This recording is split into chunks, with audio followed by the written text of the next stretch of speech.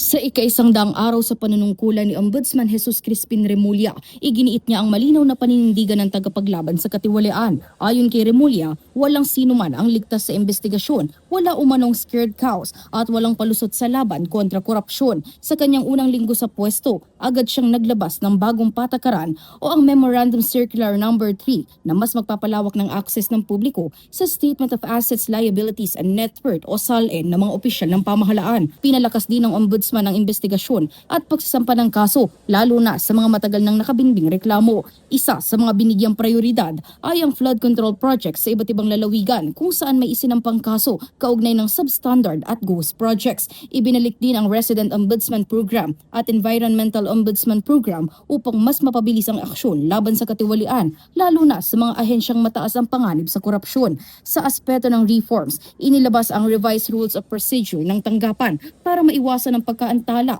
at mas malinaw ang proseso ng investigasyon. Nakipagsani puwersa rin ang Ombudsman sa Anti-Red Tape Authority o ARTA upang mas mapabilis ang serbisyo publiko at mapabuti ang ease of doing business. Sa mga susunod na buwan, target ng Ombudsman ang full digitization ng serbisyo, dagdag ng mga abogado at mas maayos na sistema para sa publiko. Inihanda rin ang strategic planning conferences sa Pebrero para mapagtibay ang pangmatagalang reforma sa tanggapan. Ayon kay Ombudsman Remulla, ang unang 100 araw niya sa paglilingkod ay simula pa lamang ng tuloy-tuloy at patas na pagseserbisyo para sa taong bayan. Nauuna sa balitang totoo at laging bago, Kay Tranya, Alauna sa Balita, Congress TV.